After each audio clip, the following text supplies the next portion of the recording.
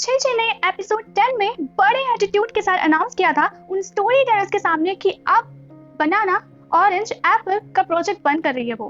But चिन को भी चैन नहीं पड़ता बिना स्टोरी टेलर से अपना प्लान और स्टोरी को डिस्कस किए।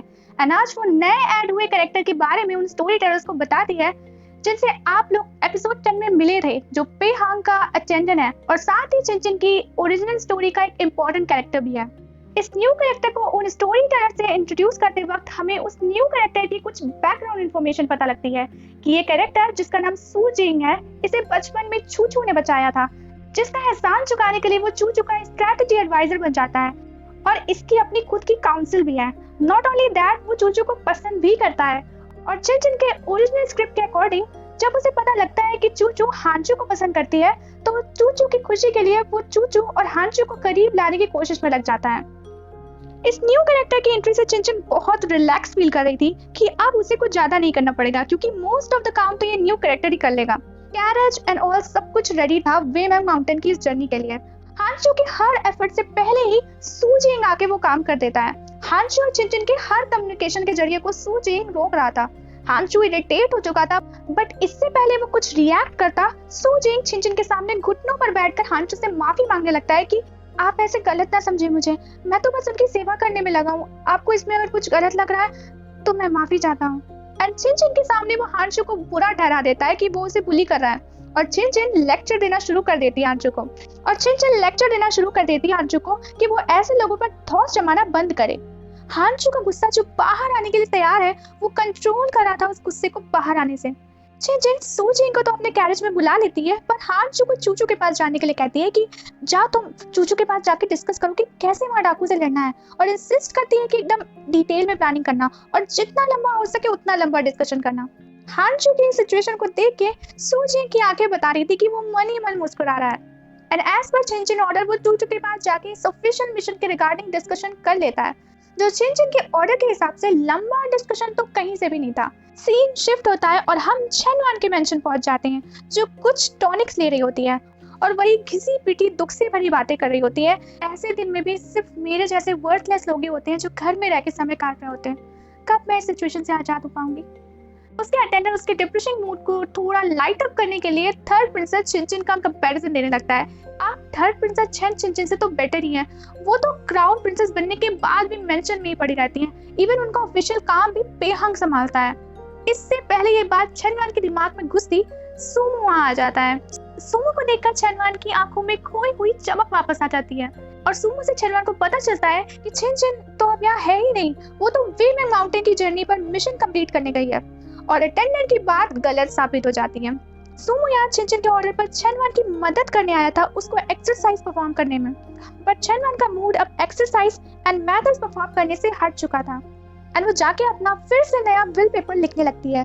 उसे लगा था अब तक सुमो चला गया होगा एंड उसके अंदर आने पे वो हड़बड़ा जाती है और विल पेपर को छुपाने लगती है। सुमो को ये बहुत चाइल्डिश लग रहा था चेनवान का डायरी लिखने की तरह रोज रोज नया विल पेपर लिखना। सुमो उसके पास आके रिक्वेस्ट करता है उसके विल पेपर को पढ़ने की। चेनवान अपने को सुमो की तरफ अट्रैक्ट होते महसूस कर पा रही थी और वो मना नहीं कर पाती है और नर्वस होने की वजह से सामने रखकर ऑरेंज पील करने लगती है। उसकी फर्स्ट विल पेपर से ये पता चल रहा था कि उसे आइस स्केटिंग करना है, सेकंड विल पेपर ये इम्प्लाई कर रहा था कि वो हॉर्स राइडिंग करना चाहती है एंड थर्ड विल पेपर ये बता रहा था कि उसे पतंग उड़ाने का मन है और फोर्थ में ये इच्छा लिखी थी कि वो music and dance academy visit करना चाहती है। चेनवान की नर्वसनेस का लेवल इससे पता लग रहा था कि वो ऑरेंज पील खुद रख लेती है और ऑरेंज अपने अटेंडेंट को स्किन समझ कर दे देती है। सुमो चेनवान से कहता है कि वो उसकी सारी विश पूरी कर देगा, बस म्यूजिक एंड डांस एकेडमी वाली विश को छोड़ के, क्योंकि वो एक अच्छी जगह नहीं है विजिट करने के लिए। बट सुमो कंडीशन ये रखता है कि वो अपने पैरों पर खड़े होने के लिए हर रोज थर्ड प्रिंसेस वाली एक्सरसाइज और मैथड्स परफॉर्म जरूर करेगी। सुमो बाकी बचे हुए विल पेपर को पढ़ने की भी कोशिश करता है, बट चेनवान उन पेपर्स को टाइटली पकड़े हुए थी। शायद उसने सुमो से रिलेटेड ही कुछ विशेस लिखे हो उसमें, हु नोस।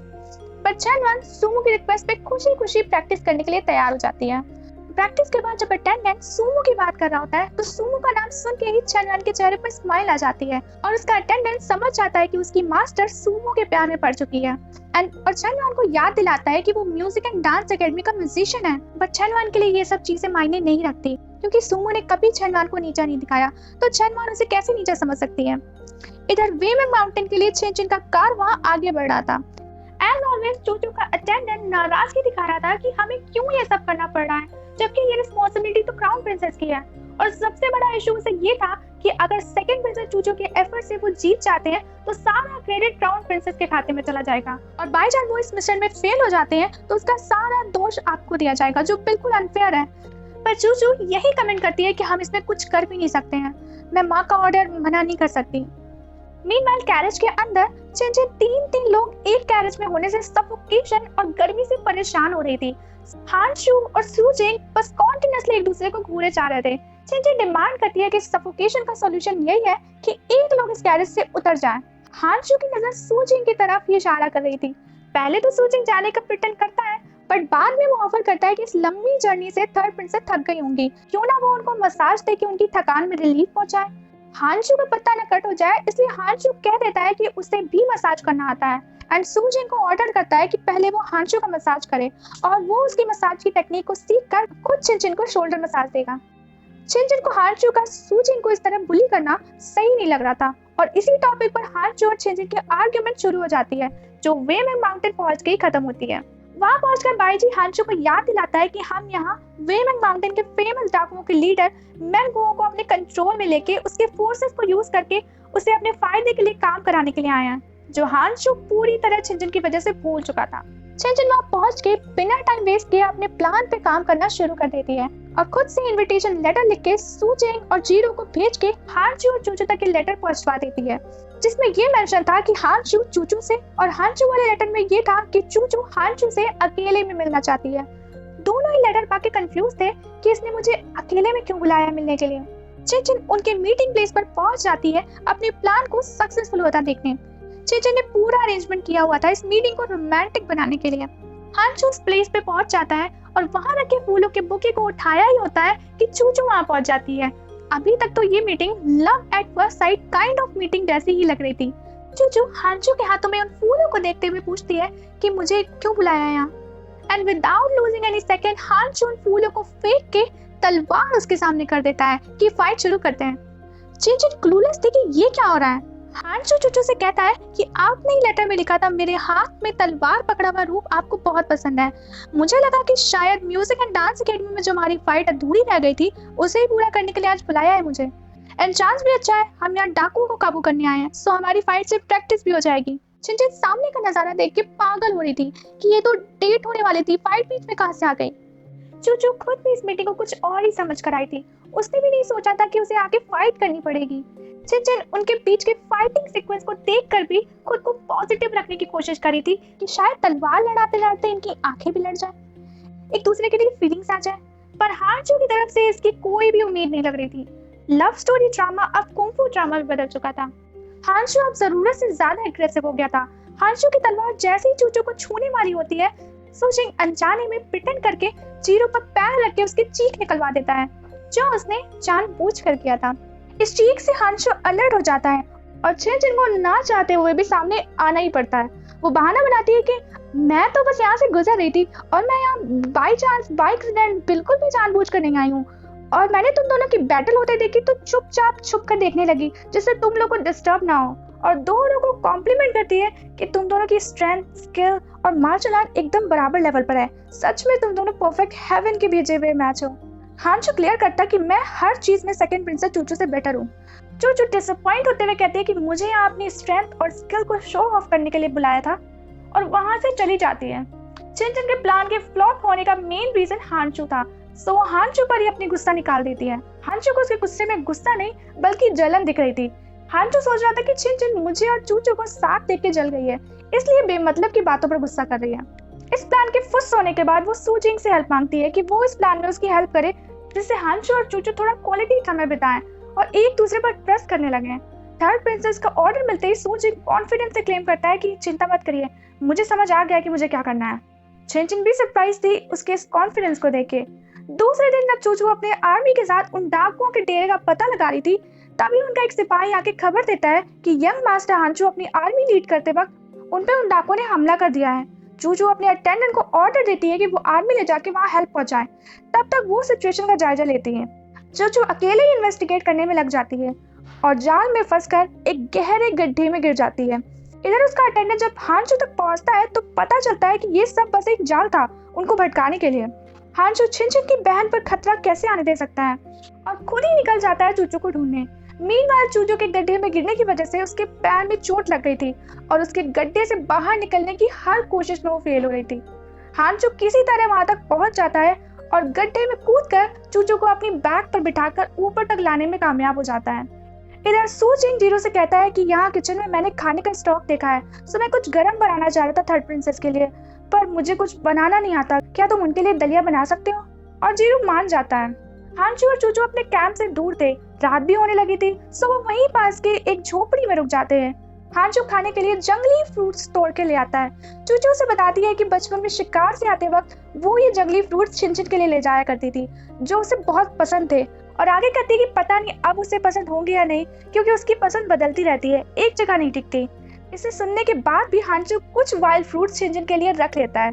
उसकी छिनछिन के लिए ऐसी केयर देख के चूचू के मन की बात होठों पर आ जाती है कि अगर मुझे पता होता कि यंग मास्टर हांचू इतने ब्रेव, हैंडसम और प्यार के लिए इतने डिवोटेड है, तो मैं तुम्हें ऐसे छिनछिन को छीनने नहीं देती, क्योंकि माँ मेरी शादी तुमसे कराना चाहती थी, जो बाद में बाय फोर्स छिनछिन ने कर ली।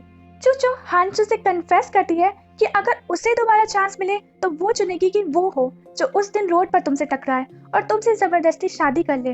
और हांचू से पूछती है कि अगर टाइम फिर से रिपीट हो तो तुम्हारी चॉइस क्या होगी? हांचू चूचू को डिसअपॉइंट करते हुए कहता है कि माना मैं छिनछिन से बाय एक्सीडेंट मिला हूँ, पर बीतते समय के साथ मेरी फीलिंग्स भी छिनछिन के लिए डेवलप होने लगी, और अगर मुझे सेकंड चांस भी मिले तब भी मैं छिनछिन को ही चूज करूंगा, जो साफ दिल की है, ईमानदार है और दयालु है।